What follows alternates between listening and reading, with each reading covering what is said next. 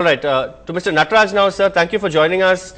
Now, we've seen in hotels, particularly five-star hotels, several IT companies, also big other corporate offices, where you have private security guards going around checking the boot of vehicles, going around with mirrors, checking underneath the cars. No one really bothers to check, for instance, the dashboard or the passengers inside, what they are carrying.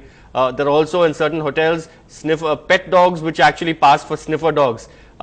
Do you believe that this is a mockery of security that we are witnessing, sir, when it comes to private partnership, private-public partnership with the security? You pose the right question, but of course access control is very, very essential. As Mr. Courtney said, there is a standard operating procedure whenever an incident like this takes place. This we call an off-site crime. The effect of an off-site crime happening elsewhere in the country or in the world, it may have an effect in our own metro. So this is a standard operating procedure they have. Of course, as you rightly pointed out, in many of these IT parks and five-star hotels, you have an access control system, especially after the 26/11 in Mumbai.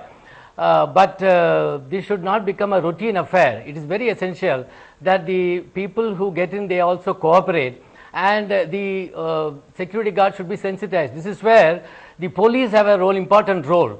It is in the interest of the police that they coordinate with these private security agencies, which are the security guards who are deployed in these places, so that they are effectively sensitized. They should not think that it is not their job, it is not their men who are there, and it is private security guards. These people are very, very important, and they have to be sensitized, because police cannot be found all over the place. It is not possible. Absolutely, this is what also given the backlog, given also the deficit we have in terms of staff. Again, sir, sensitizing the public also, the citizens, because often people feel that they feel insulted, or say that they feel insulted whenever they are frisked. Of course, now things are slowly changing, but a lot of people don't really cooperate either with the police or even with the private security guards. Yeah, I agree with you. And if you take the instance in Delhi, the incident has taken place on May 25th, where a device was kept in an advocate's vehicle, and that went off, and fortunately nobody got injured. But that investigation, if it had been properly done, we could have got a lot of information. In fact, we found more than the hard intelligence provided by the intelligence agencies. The investigating agencies, they can collect a lot of information through their investigation, and this is seldom shared for preventive actions. Is very, very crucial. It is very essential that there is some kind of a coordination, so that the investigation team which culls out information, it is shared for preventive action. And you see, in the last week we had Vinayaka Chaturthi, we had Ramzan, and immediately after Ramzan there is a 9-day fast, a special fast, and that got over yesterday. And I am very happy that Chennai City Police had deployed people in strength in the last 1 week during this festive season, and that should have been the same drill elsewhere also. This acts where when you do not have any hardcore hard intelligence, then it is very essential that we deploy manpower all over the place, so that there is some kind of a fear, and even if somebody has a design, that gets postponed. That is our aim. Absolutely, so that's well put. It is very essential that visible policing is effectively deployed. Absolutely, sir. To bring in Dr. Chandrasekharan here, the forensic expert, sir, you have been mooting the idea of an explosives control bureau. Yes. Pretty similar along the lines of the narcotics control bureau. Yes. How do you think this should work, and are you going to write to the Home Ministry about this? Yeah, I have written to the Home Ministry actually about 12 years ago. 12 years ago? Yeah, my document was sent through one of the former governor of Karnataka to be handed over to the then Home Minister, Mr. Advani. I do not know what has happened. Then I reminded several times. What was the proposal exactly? The proposal is they should have an explosive control bureau, which should have an intelligent unit with the international ramifications in such a way that the movement of a stick anywhere in the city like Delhi or Madras, that should be known to the police in a clear way, for which the existing laws have to be modified. 1884 Vintage Explosives Act, of course, later on amended. That's right. The Explosive Act of 1884 and 1908 has been modified small this way, but it is a centralized act.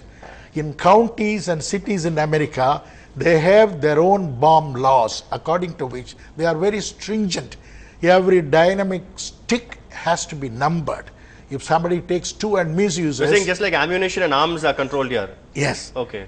even more than that, every stick has to be numbered, and there should be a 24-hour watchman where it should be stored. But there are states in the country like Bihar where you have country-made pistols, illegal weapons and all that. Even the same thing will happen here. We can't even enforce, for instance, schedule H drugs, over-the-counter drugs and chemists. How do you think they will actually enforce this, sir? Quite right.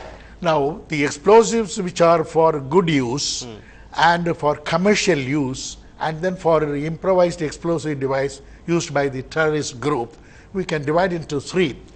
We can't prohibit the commercial explosives which are produced in the country. Ammonium nitrate, for instance, which is used here, is actually a fertilizer you were mentioning. That's right. Now, if farmer can purchase a fertilizer in the outskirts or rural areas surrounding Chennai or perhaps Delhi, how the so-called ammonium nitrate, such huge quantities can come inside the Delhi? Who purchased it? Why did he purchase? This information should go to the police immediately. Therefore, they will know who is this man. He is after some mischief. Ammonium nitrate as such is innocuous. You What will is have the to, quantity you need to trigger a blast of this that's magnitude? right, the fusel oil.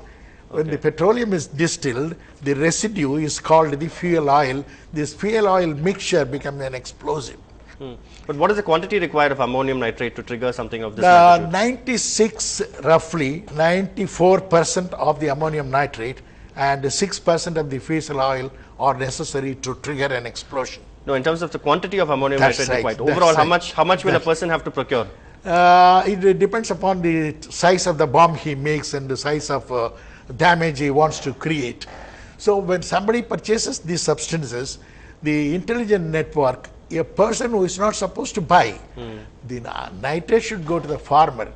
The fusel oil, petroleum material should go to the petroleum dealers and so on. So tighter control over the movement of these explosive substances. Let me bring Ashwin back again here. Ashwin, when Secretary of State, US Secretary of State Hillary Clinton was in Chennai not too long ago, we didn't see too many of the Secret Service guys. That is what they call the hidden eye or unobtrusive security. But we seem to believe here in visible policing with big bandobast teams, flag marches and so on. What really, according to you, is more effective? These are different kinds of security what you're talking about. There's a close protection team.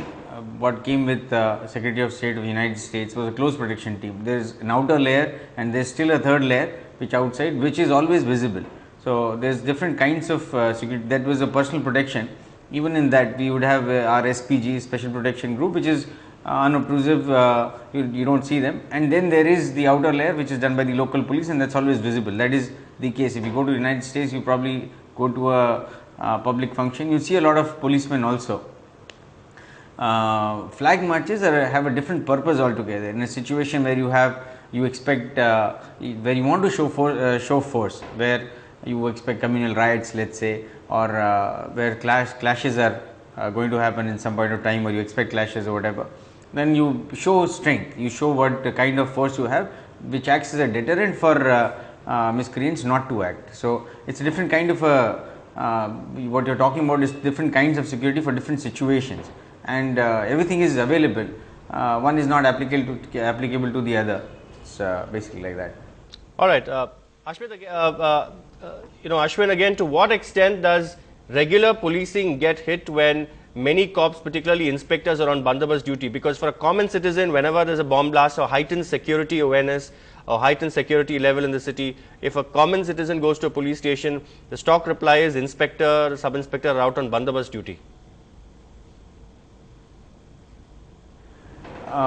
We never take out strength, never empty out a district. Let's say today there are 30 inspectors here, maybe 6 are drawn for bandobast, but that is always factored in. The strength, the bandobast strength is always factored into the strength that is required. There was a shortage of strength for a long time, and now we are on major recruitment drive, the Tamil Nadu police. We are filling in vacancies, and it's not a zero sum game. It's not if one is drawn from here, there's no bandobast or there's no other work done. There's some strength which is available for bandobast, there is always some strength which is available for regular duties, and it keeps on rotating. It's just like in any other job. All right, let me go across to Mr. Nataraj now. Sir, thank you for waiting patiently. Now, intelligence gathering is the key, really, they say. Of course, now the Home Minister says in July there was an intelligence input. But if I can recall, in fact, the Veerappan operation, Operation Cocoon, and even prior to that, many say that the real turning point was when you were the STF chief there in the Satyamangalam forest, where you managed to win over the tribals. How important is this, sir, local intelligence?